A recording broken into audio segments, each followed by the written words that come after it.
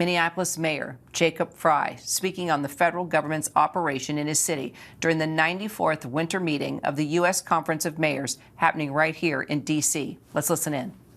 Take it from the 435,000 Minneapolis residents that call our great city home and the many more that come and go. Take it from the tens of thousands of people that have stood up and peacefully protested to say we love our neighbor, we care about our collective family, and we're going to do everything possible to keep them safe. Take inspiration from the people that are dropping their neighbors off to the grocery store or standing guard outside a daycare to make sure that their families don't get ripped apart. Take it from the countless people that are exhibiting this foundational love of both city and, importantly, country. This is an opportunity to be a patriot, to stand up for the kinds of liberties and freedoms that we all hold dear. As a nation of immigrants, it should not matter where you are from. We rise based on our own merit. We fall based on our own flaws. Whole communities are not held accountable for the actions of a few. In America, we've got that kind of due process. We got to stand by that due process where you actually have rights. Those rights are exhibited in the form of a court system.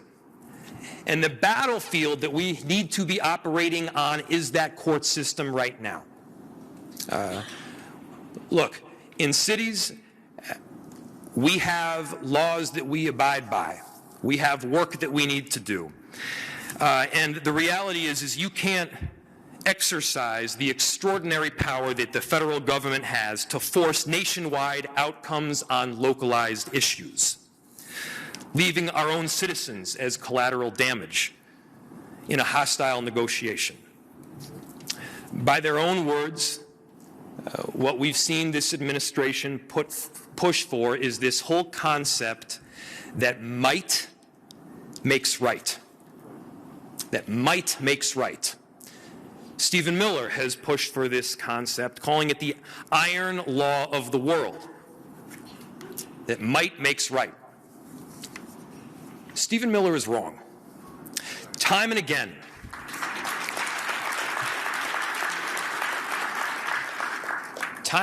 America has rejected the law of the jungle. Time and again, America has rejected this notion that might makes right.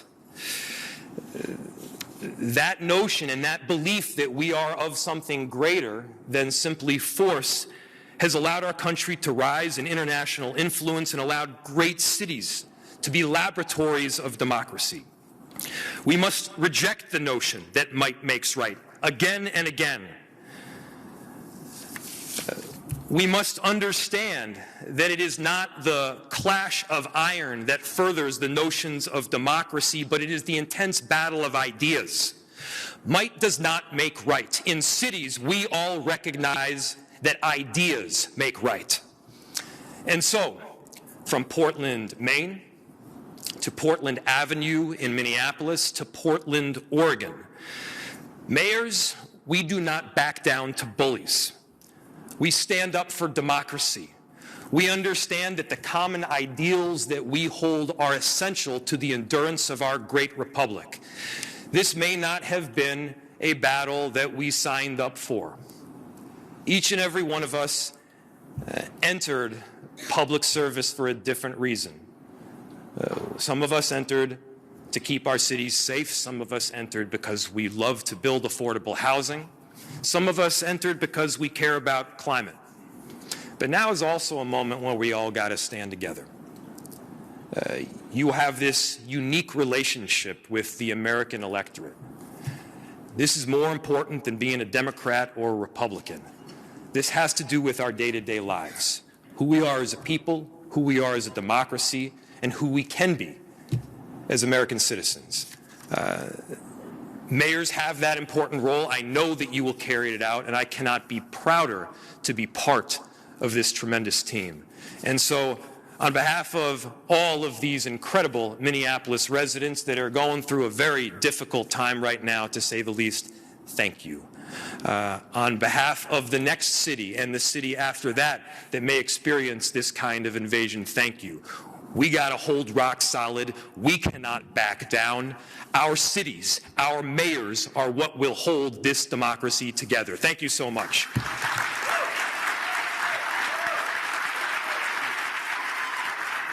With who?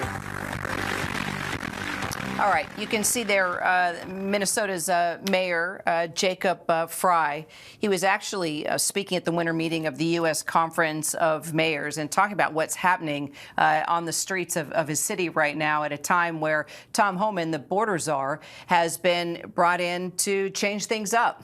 We've had 2 deaths now at the hands of ICE and Border Patrol agents, and that's created a lot of controversy. The protests are still continuing. So hopefully by Tom Homan coming in and trying to create some calm and changing up the leadership, that things will get better there in Minneapolis. But you can see the mayor still very concerned about what's happening in his city. Our Justice reporter and producer Jack Dante joins me now. So I guess the point of him speaking among all the mayors, Jack, is just to let folks fellow mayors, he wants their support. He wants them to join him in his call for calm, and also these ICE operations that are happening in other cities around the country now. That's right. It's not just Minneapolis. It's other cities. We've seen it in Chicago.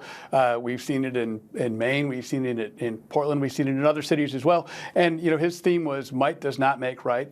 We saw this morning from the border czar Tom Homan, who's taken over operations in Minneapolis, a change in tone, an effort to try to cool the temperature in Minneapolis, and also start a dialogue. The fact that he's now engaging with the governor, Governor Walz, with Mayor Frey, he says he's had productive conversations with them. And so the fact that they're talking at all and both sides say those conversations have been productive is a step in the right direction to try to calm things down there in terms of the direction it had been going. And as you mentioned, the federal presence there in recent week, the results have been 2 Americans dead and a lot of unrest. And so trying to navigate those situations back into a more peaceful and more thoughtful and methodical approach is where at least Tom Homan is seeming to try to get this going. There's talk of a drawdown, but some of that is conditional based on whether or not there's local cooperation and things like that. But again, the fact that they're talking at all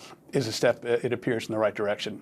Well, and Tom Homan isn't saying at all that he's suspending the president's mission. That's going to continue. He just says he's going to do it smarter. Do we know anything more besides pulling back on the number of agents, possibly on the streets? Do we know anything else, details behind what that means to be doing things smarter? Well, that's right. I think while there's talk of a drawdown, that's very much in the planning stage.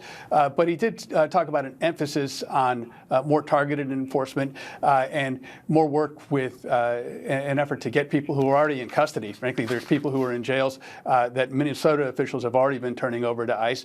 They want to expand upon that and continue that cooperation. So more focused, more targeted operations is what they're aiming to do. All right. Jack Dante, appreciate you. Thank you. Sure thing.